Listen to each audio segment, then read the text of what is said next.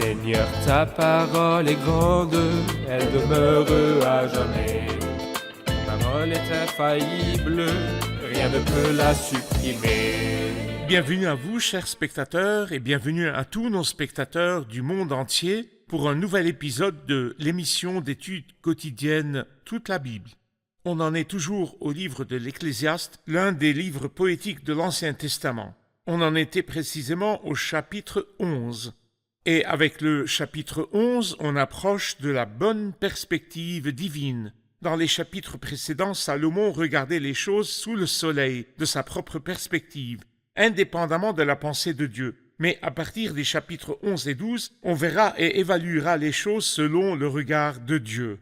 Salomon approche pas à pas pour s'harmoniser avec la perspective de Dieu. Permettez-moi d'abord d'accueillir nos invités, les serviteurs du Seigneur présents parmi nous. Frère Isaac Elia, bienvenue. Merci Frère beaucoup. Faez Fouad, Merci, bienvenue. pareillement. Bienvenue aussi à notre cher public, bienvenue à vous tous. Frère Isaac, les versets 1 et 2 du chapitre 11 disent « Jette ton pain à la surface de l'eau, car avec le temps tu le retrouveras. Donne-en une part à 7 et même à 8 personnes, car tu ne sais pas quel malheur peut arriver sur la terre. » C'est un appel à donner. Que veut-il dire ? En fait, frère Hayat, comme vous l'avez mentionné dans votre belle introduction, on voit Salomon vers la fin de l'Ecclésiaste approcher de la perspective divine. Et en fait, on peut considérer qu'à partir d'ici, on verra les signes d'un croyant, car Salomon était un vrai croyant. Il retrouvera son âme par sa communion avec Dieu. Et c'est une grande consolation, frère Hayat. Dieu n'abandonne pas le croyant en pleine confusion. Mais comme dit le psalmiste, tu comptes les pas de ma vie errante. Donc le Seigneur m'observe dans mon errance jusqu'à ce qu'il trouve la chance la plus proche pour me ramener vers lui. Il me redonne des forces, il me conduit dans les sentiers de la justice, non parce que je suis bon, mais à cause de son nom. Donc ici le Seigneur ramène Salomon à lui pour son nom. Jette ton pain à la surface de l'eau, car avec le temps tu le retrouveras. Une belle idée qui encourage à donner, comme vous venez de dire. Le pain de chacun. Donc tout être qui travaille dit « mon pain ».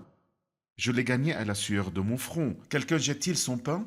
Et où le jette-t-il? À la surface de l'eau? Mais Salomon le dit ainsi, car avec le temps tu le retrouveras. Comme s'il disait, sème le bien, et donne aux gens dans le besoin. Même si ton don finit à l'eau. Et sache qu'aujourd'hui tu en as en excès et tu peux donner, mais ta roue pourrait tourner. Tu seras toi-même dans le besoin, et les autres te donneront. Bonne idée, mais en fait, il y a une dimension spirituelle plus profonde. Certaines traductions disent que ton pain ici signifie grain de blé. Et l'eau signifie probablement la terre qui contient beaucoup d'eau, mais elle est prête à germer et porter des fruits. Donc c'est comme s'il disait « sème ou jette tes graines ». Ça nous rappelle les paroles du Seigneur Jésus. Un semeur sortit pour semer sa semence. Quand le semeur sort semer, il jette les graines. Il les jette à la surface de la terre, il en jette beaucoup. Et il est convaincu qu'elles porteront du fruit, même après plusieurs jours. C'est ce que Christ a fait d'abord, puis ses disciples et apôtres dans le livre des Actes. Ils partirent dans le monde, prêcher l'Évangile, jetant les semences à toute l'humanité. Et aujourd'hui, on voit les merveilleux fruits. Et jusqu'à ce jour, c'est un honneur pour nous tous de porter la parole de Dieu qui est la semence, la vraie nourriture que les gens recherchent. Et on jette notre pain à la surface de l'eau. C'est la nourriture de Dieu, dont parle le Christ, qui est le pain de Dieu. On le jette à la surface du monde, partout, et ce ne sera pas perdu. Ne dites jamais c'est un mauvais type, il ne respecte pas la Bible. Non, jetez votre pain, et vous le retrouverez avec le temps. Et plusieurs gens ont lancé la parole, puis leur vie a pris fin, et ils sont au paradis. Mais ceux qui en ont profité, ils en ont profité après la vie de ces serviteurs qui ont gagné le ciel. En effet, la parole de Dieu est vivante et efficace, plus tranchante que toute épée à deux tranchants. On ne perd rien en jetant notre pain à la surface de l'eau, car on le retrouvera avec le temps. Et il dit, donne-en une part à 7, c'est le chiffre de la perfection. Et même à 8 personnes. Donne en abondance, donne plus, donne de tous tes biens terrestres et même plus. Et donne généreusement la parole de Dieu. Ne dis pas assez parler de Dieu. Non, donne en surplus. Et sois sûr que la parole qui sort de la bouche de Dieu ne peut y retourner vide de sens. Le mot malheur dans le verset 2 me rappelle certains qui avaient cette tendance, mais d'une autre façon. Les 4 lépreux qui entrèrent dans la tente, puis mangèrent, burent et se rassasièrent, s'enrichirent et ramenèrent argent, or et habits, puis en entrèrent une autre, Nous puis n'agissons ils pas dirent de bien. si beaux mots. Nous n'agissons pas bien si nous attendions jusqu'à Jusqu'au la lumière matin. du matin, nous en serons punis. Non, allons-y maintenant et racontons les bonnes nouvelles. Et c'est une image de prédication de nos jours, car si on attend, un gros malheur guette le monde, et on n'aura plus la chance de prêcher.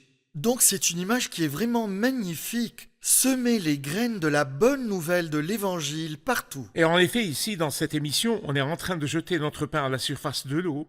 Donc, ce que nous faisons maintenant, c'est sortir les trésors de la Bible, la bonne nouvelle, pour les diffuser sur les ondes à la surface de l'eau, que de gens partout au monde suivent l'émission et en bénéficient et nous contactent. Et nous, tout notre but, c'est que cette parole, la bonne nouvelle, puisse atteindre des millions d'affamés qui ont besoin du Christ. Jette ton pain à la surface de l'eau, car avec le temps tu le retrouveras. Et nous souhaitons de tout cœur que chaque spectateur reçoive ce pain, accepte le Christ et s'y accroche. Et si Dieu le veut et que nous vivrons, nous verrons beaucoup de fruits, et une fois au ciel, nous verrons aussi les fruits de chaque tribu, langue, peuple et nation. Nous prenons une pause et nous revenons pour une question du public. Chers spectateurs, on se retrouve après la pause, restez à l'écoute. L'éternité est infiniment plus longue que la vie de l'homme. Alors on lit dans le livre des psaumes « Enseigne-nous à bien compter nos jours, afin que notre cœur parvienne à la sagesse. » L'homme sage ne pense pas au moment présent et ses pressions seulement, mais il voit tout du point de vue de l'éternité. Alors, prenez vos décisions selon une perspective éternelle, vous en comprendrez l'importance dans 10 ans et même à jamais. Vivez tout en sachant que cette vie est courte, puisque nous vivrons avec Dieu pour l'éternité.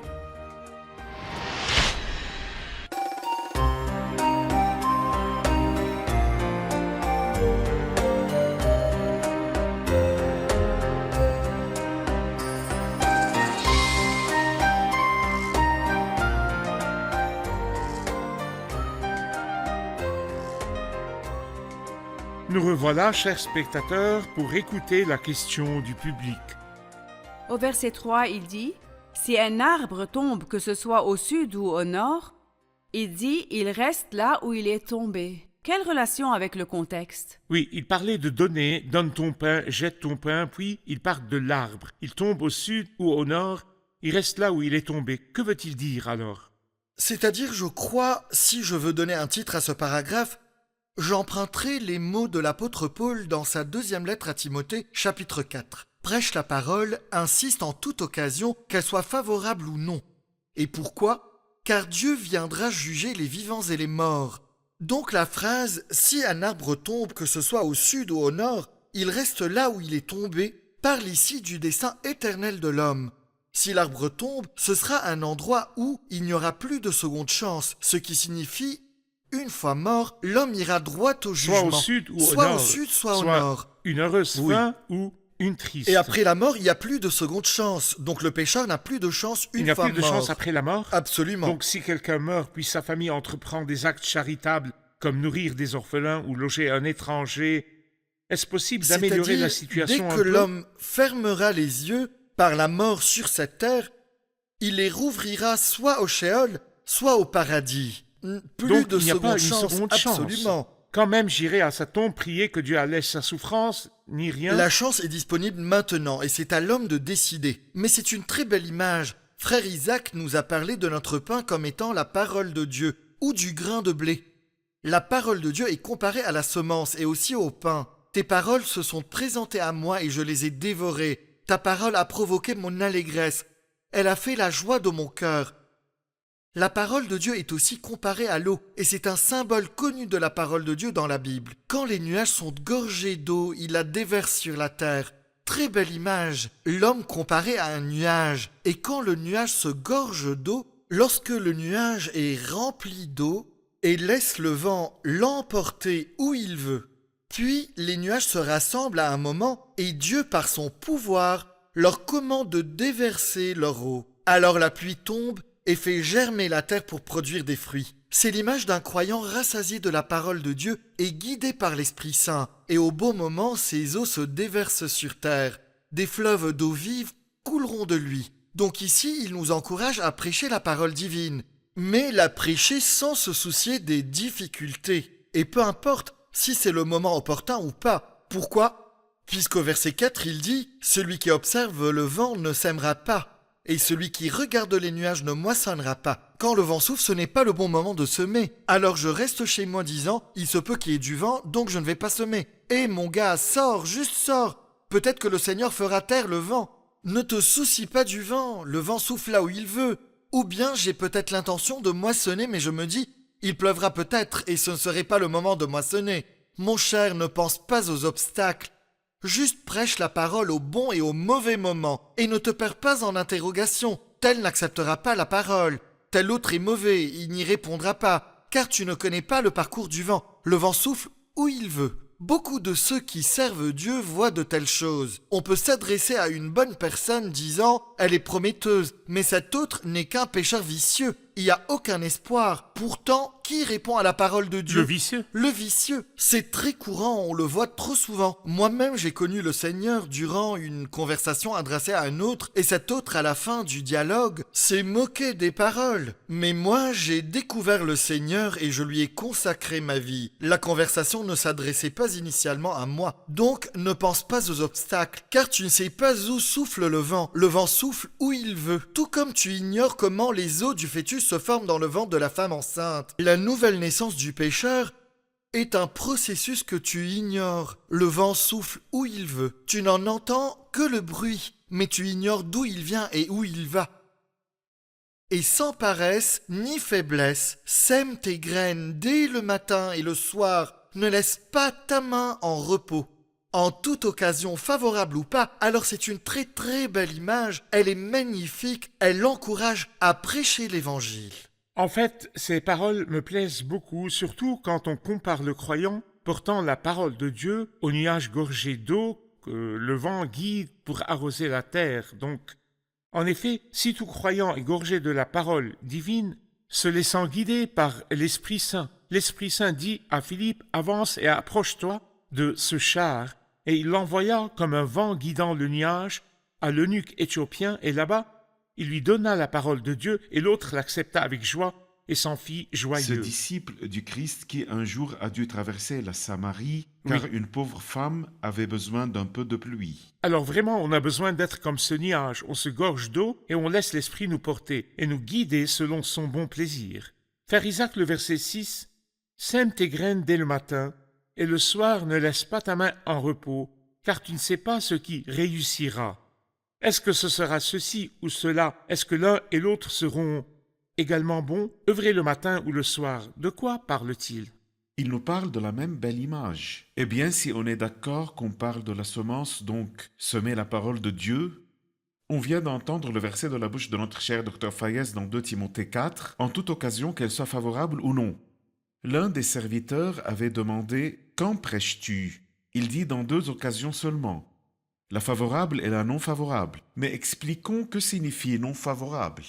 Car quiconque pourrait dire « Quelqu'un me rendrait-il visite après 1h du matin pour me parler de la parole divine ?» Mais il veut dire ici que le moment peut sembler inapproprié. Par exemple, non, on est au travail maintenant. On pourrait se rencontrer et discuter après. Non, il n'en est pas ainsi. Sème tes graines dès le matin et le soir ne laisse pas ta main en repos. L'horaire de travail est de 8h et de 12 si on travaille des heures supplémentaires. Celui qui porte à cœur la parole de Dieu et veut la semer, combien d'heures doit-il travailler? 24 heures. Il doit rester prêt 24 sur 24, prêt à transmettre la parole de Dieu, prêt durant l'horaire de bureau, prêt dans le taxi, ou le train, ou à sa maison. Même en montant les escaliers, parfois il rencontre quelqu'un, il doit être prêt. C'est cela afin que l'homme de Dieu soit formé et équipé pour toute œuvre bonne. C'est la signification que je vois. Le matin ou le soir, sois prêt.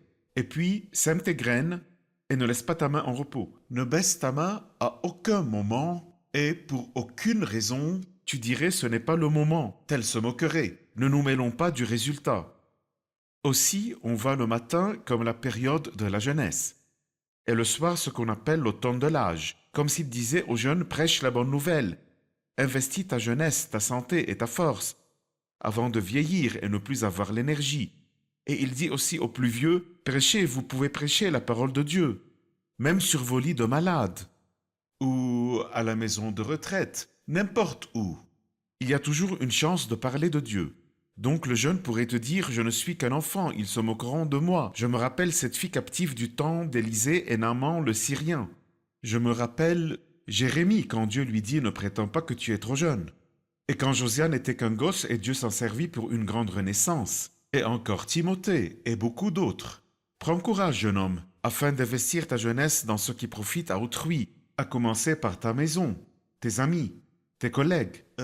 Quant aux vieux, parfois les vieux croyants peuvent sentir que leur vie s'est perdue comme dans un mirage, comme le dit un choriste quand il découvrit Dieu à un âge avancé.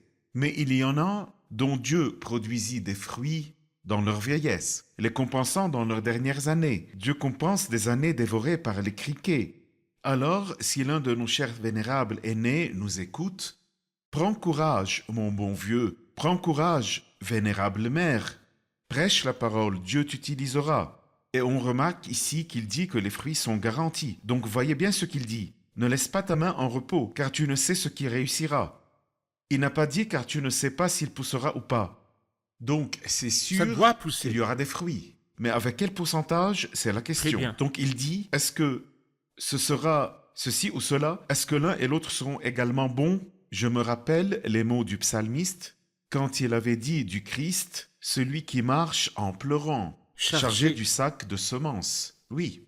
Qu'arrivera-t-il au Christ? Reviendra avec joie en portant ses Portant gerbes. ses gerbes. Il se réjouira en nous. Il dira, me voici moi et les enfants que l'Éternel m'a donnés. Et aussi, ceux qui sèment dans les larmes moissonneront dans la joie. Que Dieu nous aide pour semer même avec larmes, car on moissonnera certainement si on ne perd pas courage. Je me rappelle de l'homme de Dieu Moody, quand il dit « Pas un jour ne passe sans que je parle du Christ ». Et on dit qu'un jour, en allant au lit, il s'est rappelé, il était minuit, donc il se rappela qu'il n'a parlé à personne ce jour-là. Ce n'était pas normal. Alors il descendit à la rue, qui était déserte, il s'arrêta à un carrefour et cria à haute voix « Ô misérable homme, le Christ t'aime! Ô misérable homme, Christ est mort pour toi !» Puis il rentra chez lui. Plus tard, il s'avéra qu'un gars vint lui dire « Monsieur Moody, sais-tu que tu m'as gagné pour Christ ?» Il lui demanda quand. Il lui dit « Un jour, je préparais la corde pour me pendre, me suicider.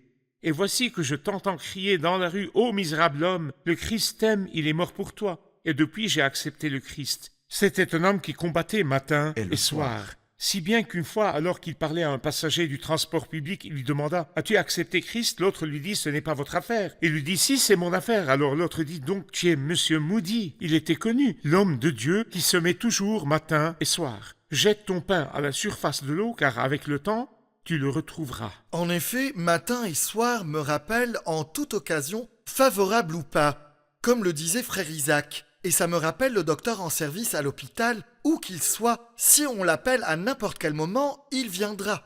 Et je crois que le docteur peut rentrer chez lui, déjeuner, dormir, se doucher et boire du thé. Puis, il reçoit un appel de l'hôpital. Ce temps lui est favorable.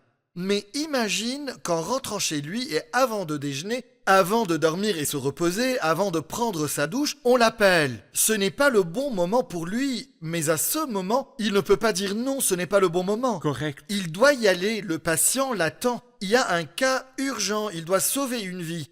Donc, celui qui prêche la parole de Dieu doit s'armer de cette bonne intention. Donc, il peut prêcher en un moment favorable pour lui ou encore à un moment non favorable pour lui. Mais que ce soit le bon ou le mauvais moment, ta responsabilité est de prêcher. Plusieurs gens, dans leur malheur et peine, rendent témoignage à Dieu, prêchant même au mauvais moment. Dans leurs afflictions et peines, ils témoignent. Paul et Silas, en pleine nuit, les pieds enchaînés, témoignaient pour Dieu. Exact. Une courte pause et on revient pour la question du public. Chers spectateurs, on se retrouve après la pause. Restez à l'écoute.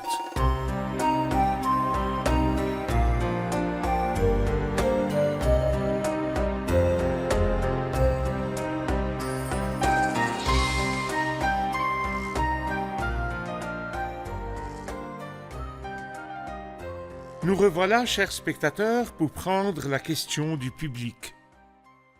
Au verset 8, il dit « Si donc un homme vit longtemps, qu'il se réjouisse pendant toutes ces années, tout en se souvenant des jours sombres, car ils seront nombreux. Tout ce qui arrive n'est que fumée. » C'est quoi les jours sombres? Et pourquoi sont-ils nombreux? Et que signifie la phrase « tout ce qui arrive n'est que fumée » ? Il faut s'arrêter à ce verset, docteur Fayez. Les jours sombres parlent d'inconnu, au-delà de la tombe, l'éternité. Il les appelle les jours sombres, c'est le vide, le néant, des jours sans valeur. Tout ce qui arrive n'est que fumée. En effet, c'est un grand point d'interrogation et d'exclamation.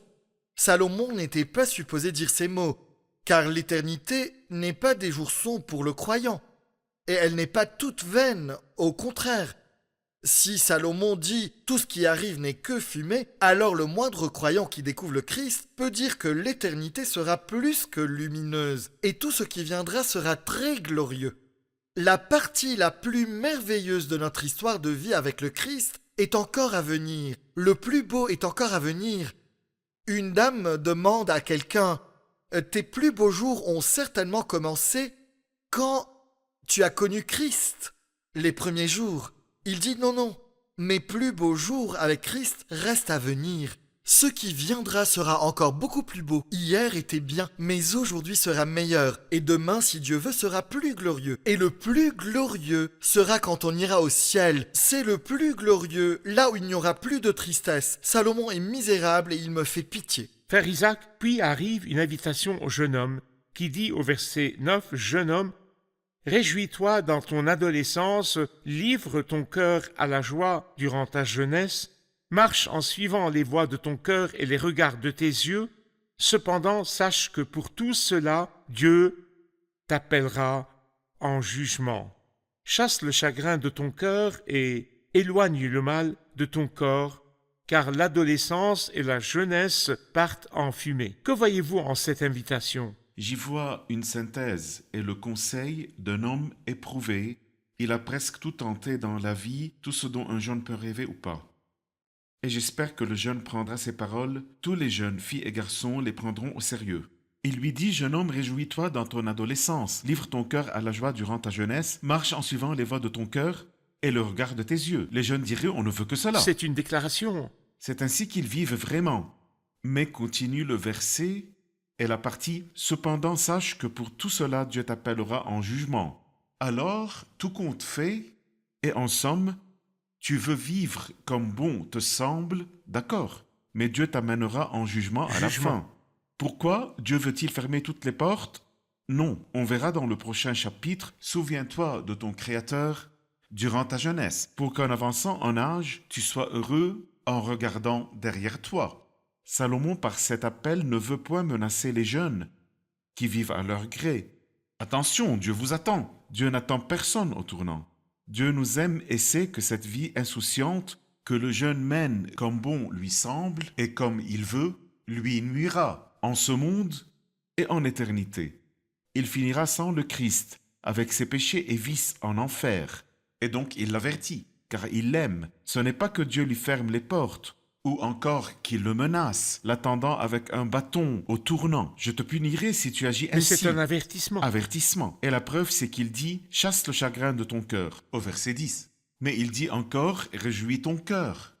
Mais Salomon lui dit « Mon bien-aimé, j'ai essayé cela, et ça ne m'a pas réjoui.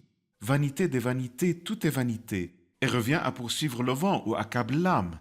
Ce que je suis en train de te dire, ce que tu vois comme de la joie n'est que chagrin. Chasse le chagrin de ton cœur. Dieu veut que tu aies la vraie joie. Ce que tu penses que c'est de la joie n'est que chagrin. Et éloigne le mal de ton corps. Donc éloigne-toi des péchés reliés à la chair, les péchés de l'impureté et toutes ces choses. Éloigne-les de ton corps, car ils n'apportent aucune joie, mais rien que tristesse au cœur et chagrin. Donc la jeunesse vue ainsi est vaine. Je me rappelle Paul s'adressant à son fils dans la foi, Timothée. Fuis les passions de la jeunesse, les ambitions mondaines. Fuis-les et reste avec Dieu. Merci bien, l'épisode touche à sa fin. Si Dieu le veut, on poursuit dans le prochain et dernier épisode du livre de l'Ecclésiaste. Allons ensemble prendre les interventions du public. Que tirons-nous de l'épisode d'aujourd'hui? J'en ai beaucoup profité, surtout avec l'histoire de Moody et son enthousiasme pour la prédication et à parler de Christ. Très bien. J'en tire qu'on doit tous prêcher la parole en toute occasion, bonne ou mauvaise, matin et soir, et avoir confiance que Dieu fera pousser les fruits, car les fruits apparaîtront bientôt. Si seulement on ne refuse la parole de Dieu à personne, la bonne nouvelle, même si l'autre se moque. On moissonnera le temps venu même après plusieurs jours. Les jours dont je me souviendrai toujours sont les jours que j'ai passés avec Dieu dans ma jeunesse et ceux qui seuls me resteront. Merci bien, que Dieu vous bénisse. Merci, serviteur du Merci Seigneur. Seigneur.